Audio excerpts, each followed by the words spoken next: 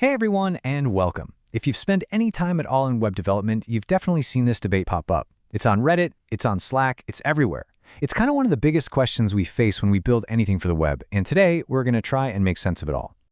All right, let's just jump right in. This simple question from a developer on Reddit is really where it all kicks off. It gets asked all the time, and the answers, well, they show just how deep the divisions run. This isn't just about picking a technology. It's about the very philosophy of how we make our apps talk to each other. So let's get to know the contenders. First, you've got REST, pretty much the established industry standard, the one that's powered the web for years. Then you've got GraphQL, the powerful and super flexible challenger that came out of Facebook. And finally, there's RPC, the no-nonsense veteran that's actually making a huge comeback. All right, first up, let's talk about the big one, REST. To really get why so many people still swear by it, you kind of have to go back to the beginning and understand what it was originally designed to do for the web. And what's super important here is the source on this slide. This definition is from Roy Fielding's actual dissertation way back in 2000. The key thing to get is that REST isn't a strict protocol or a standard. It's an architectural style. It's a set of ideas or constraints for building systems that can scale and last a long, long time.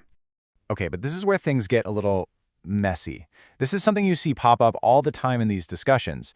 A ton of APIs out there use JSON over HTTP, and they call themselves RESTful, but they don't really follow all of those original ideas.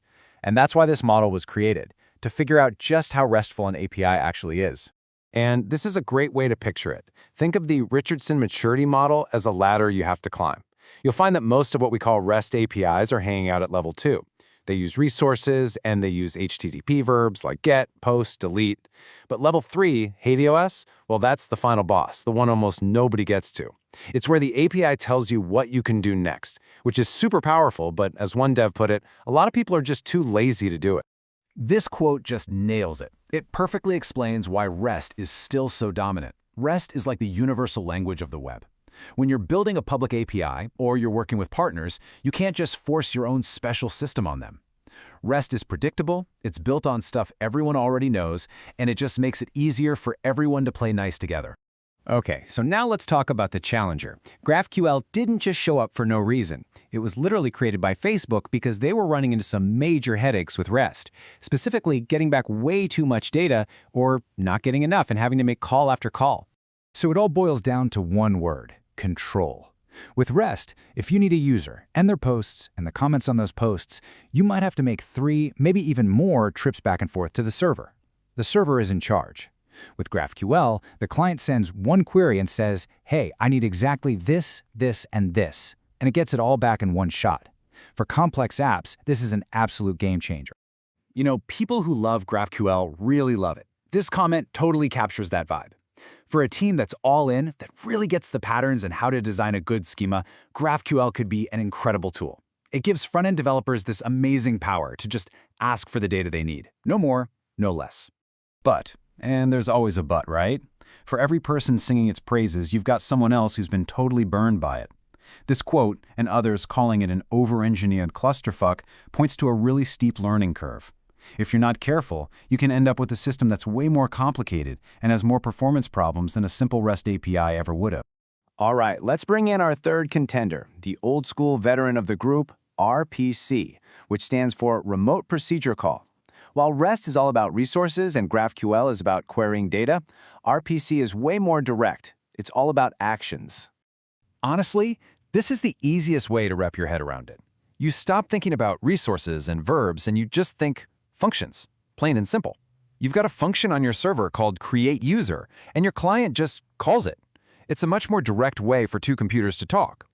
And this quote right here, it gets to the heart of why things like TRPC are getting so popular, especially for full-stack TypeScript developers.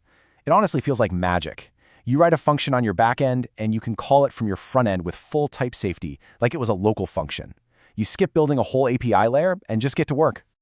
Okay, so we've heard the case for all three. What's the verdict? Well, the big thing that came out of all this developer talk is that thinking of it as a fight, as REST versus GraphQL, is just the wrong way to go about it. There isn't one best answer. The real skill is knowing which tool is right for the job. So let's really break this down. You're going to stick with REST when you need that standardization, like for a public API that anybody can use. You're going to reach for GraphQL when you've got a complex front end that needs a ton of flexibility to get just the right data. And RPC? That's your go-to when you control both the front end and the back end, and you just want the absolute simplest, fastest path between them.